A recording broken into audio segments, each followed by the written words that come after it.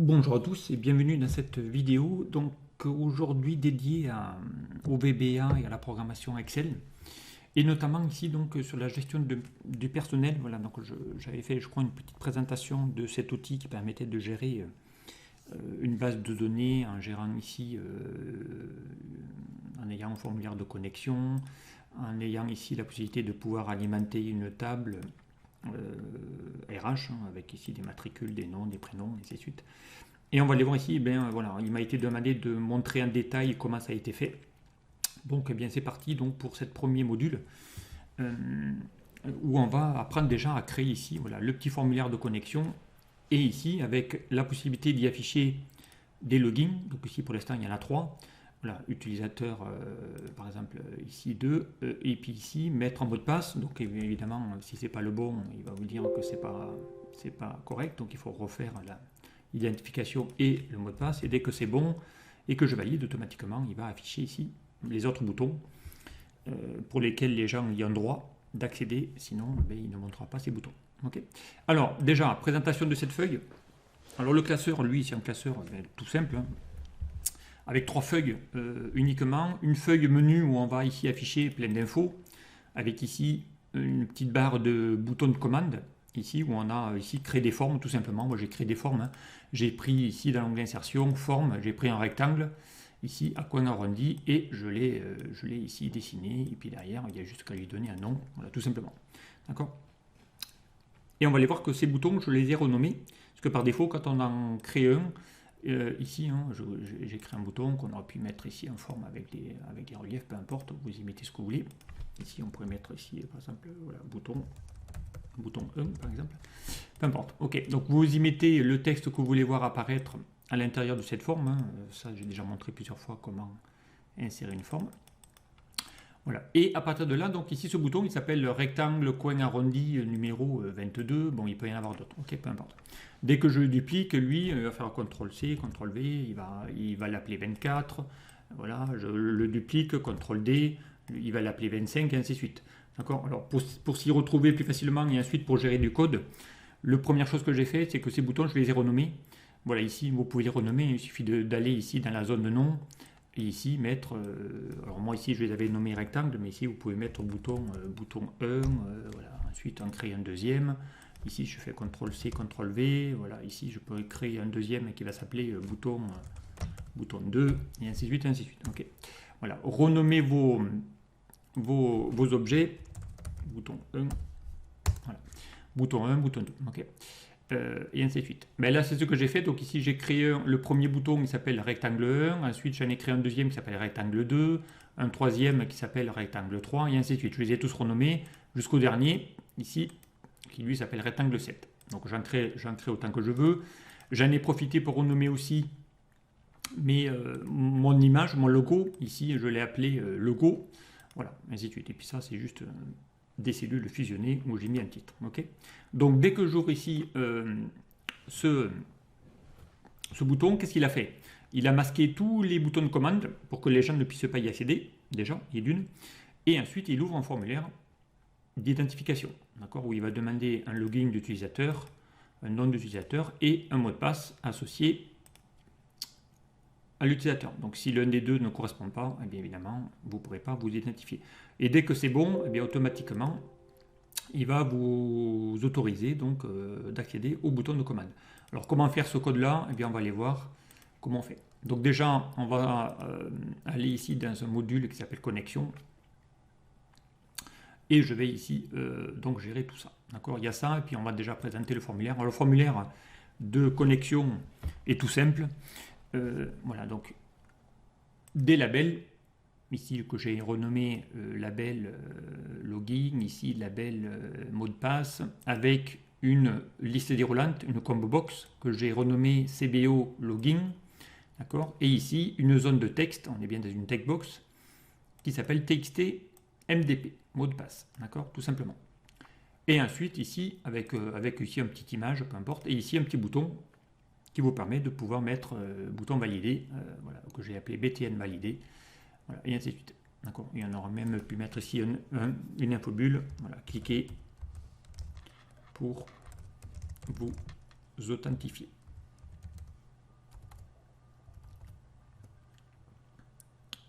pour vous connecter. On va mettre. OK.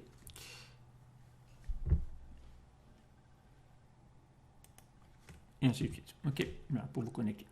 Voilà, comme ça après, c'est l'infobulle qu'il y aura quand on va passer la souris dessus.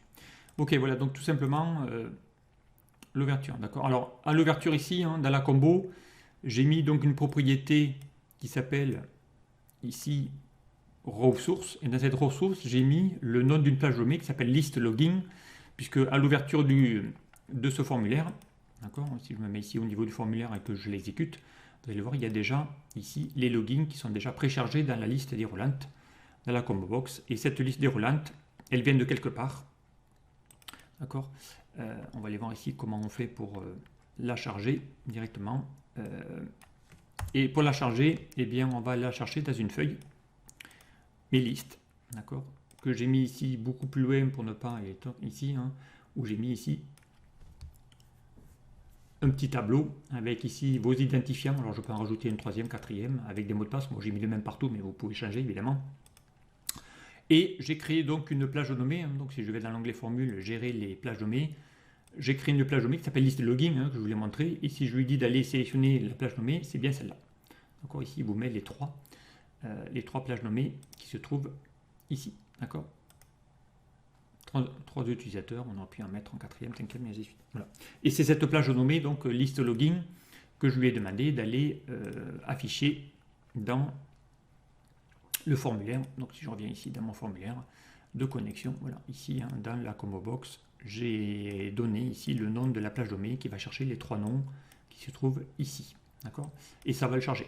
Et ensuite, il va falloir lui dire qu'à chaque fois que je change, qu'il va falloir aller dans le mot de passe, mettre le mot de passe correspondant. Donc ici, j'ai mis 1, 2, 3 hein, par défaut. Et on va aller voir ici comment on va pouvoir ensuite vérifier dans le bouton qui permet ici de dire si le login correspond au mot de passe, on peut activer tout le reste. D'accord, donc on va aller voir ici le bouton valider. Qu'est-ce qu'il va faire? Donc l'action va se déclencher sur le bouton valider. Et on va lui dire ici qu'est-ce qu'on va lui demander de faire. Alors, j'ai dû déclarer deux petites variables, d'accord, pour aller lire ici la liste de tous mes logins, d'accord. Donc, j'ai déclaré une variable i qui va me servir de compteur, d'accord, une autre variable qui va ici identifier de type shape. Shape, je rappelle, c'est une forme en anglais. Voilà, une forme, des petits dessins, des images, des graphiques, ça s'appelle des shapes, d'accord, une shape.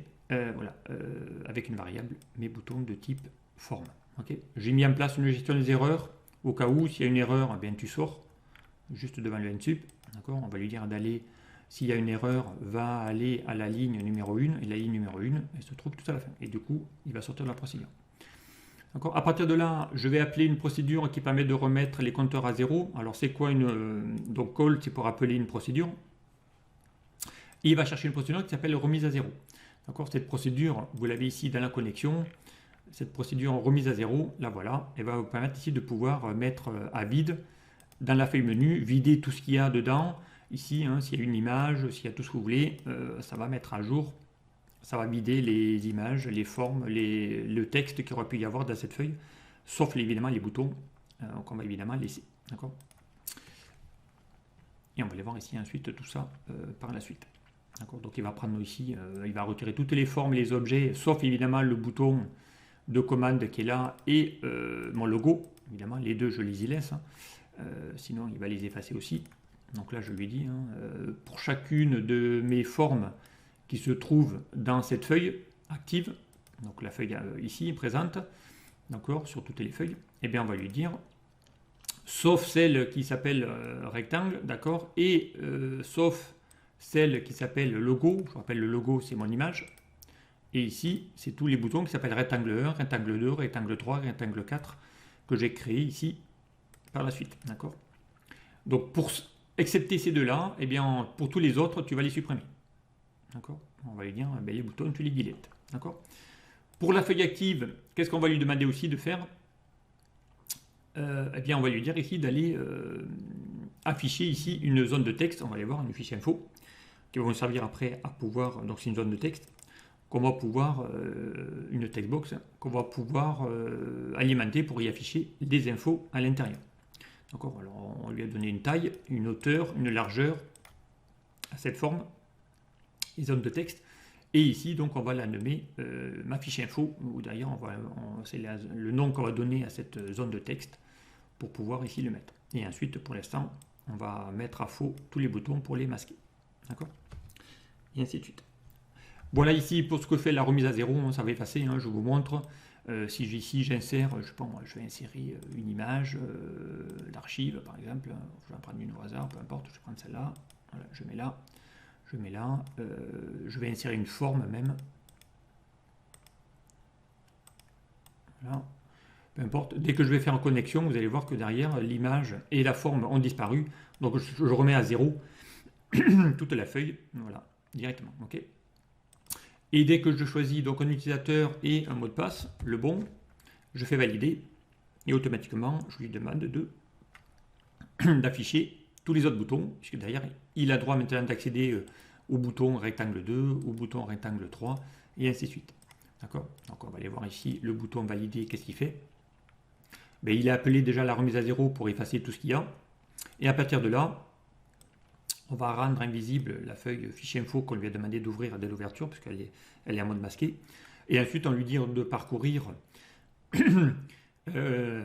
sur la feuille SH list. Donc ici, j'ai renommé les index de feuilles. Hein. SH list, c'est là où il y a mes listes. SH data, c'est là où il y a ma feuille de source. Et SH menu, c'est le menu sur lequel on est. Donc ici, on va retrouver les trois feuilles que l'on a directement.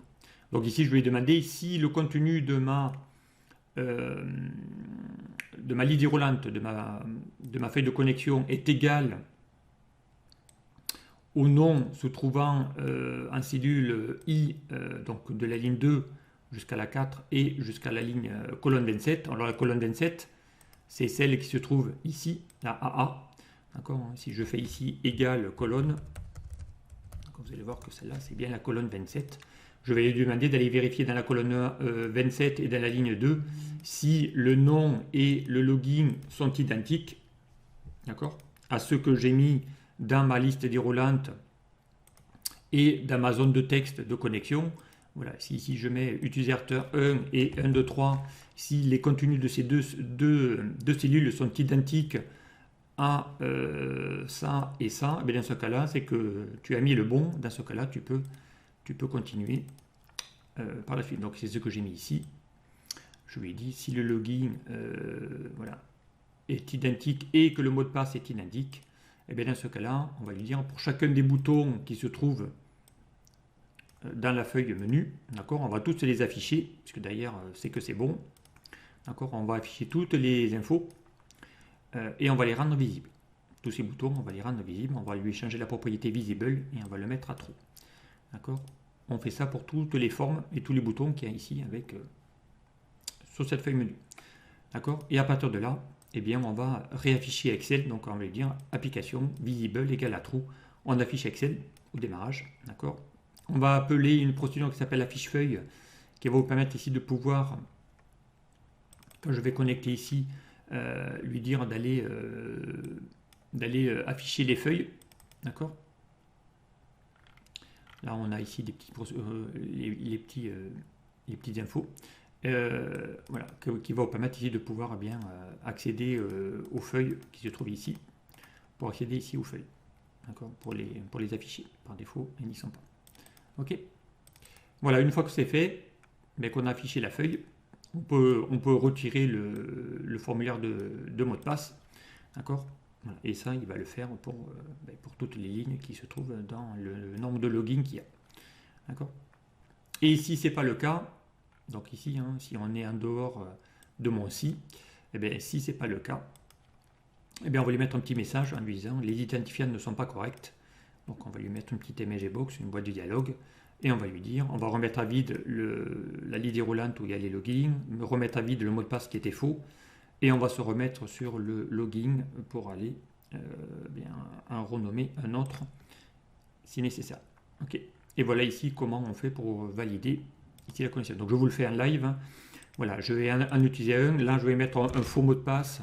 Dès que je vais valider, il va me mettre non, les identifiants sont incorrects. Je fais OK, ça va réeffacer le formulaire. Il va se mettre le focus de la ligne roulante, je remets ici l'utilisateur 3, je remets le bon mot de passe, et dès que je fais valider, automatiquement, il va réafficher tous mes autres boutons, d'accord, qui par défaut ne sont pas.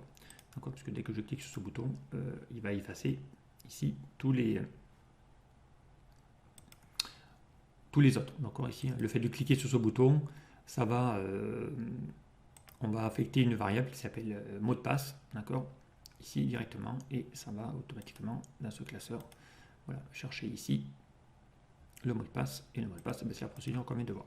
Ok, voilà ici comment faire déjà cette première étape, où on a ici des boutons qui nous permettent de pouvoir bien s'identifier dans l'ouverture. Alors, j'ai mis une petite modification, c'est que à l'ouverture du classeur, dans le This Workbook, dans l'événement This Workbook, je rappelle, le This Workbook vous permet de pouvoir déclencher des actions sur des événements de type classeur.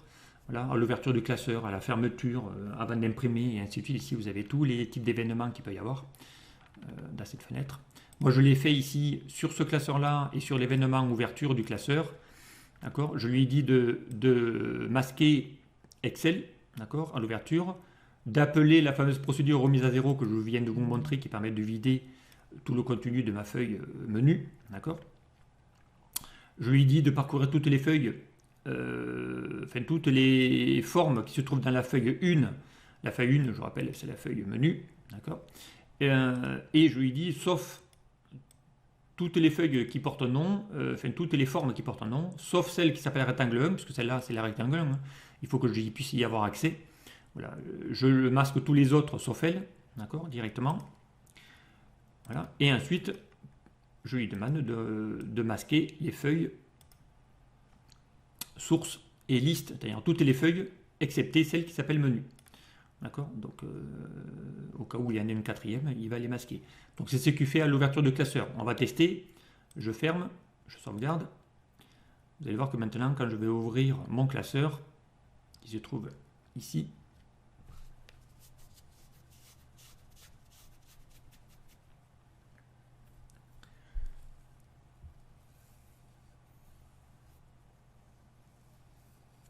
ok, donc là je vais ouvrir le classeur, vous allez voir qu'automatiquement, quand je vais l'ouvrir, il va automatiquement masquer Excel. Voilà, vous voyez qu'Excel ne se charge pas, d'accord. Si je vais dans la barre Windows, je n'ai pas Excel déchargé. Tant que je n'ai pas mis le bon mot de passe et le bon login, je fais valider. Là, c'est là que maintenant Excel se charge. Comme le mot de passe et le login sont corrects, il va m'afficher tous les boutons, d'accord, et ainsi de suite. Et il va ici m'afficher les deux feuilles par défaut, qu'il puisse y avoir accès. Ici, je refais connexion, eh bien, il va remasquer tous les boutons.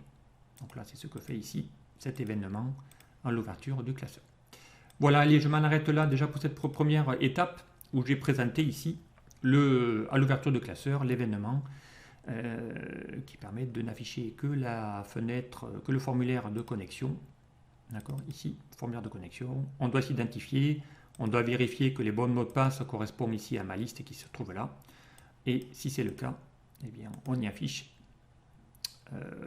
On efface, on remet à zéro toute la feuille menu. On va effacer tous les boutons sauf le premier qui s'appelle rectangle 1 et le logo et le reste. On met à jour. Allez, voilà ici pour cette première présentation et puis on fera la suite dans d'autres modules. À très vite, merci.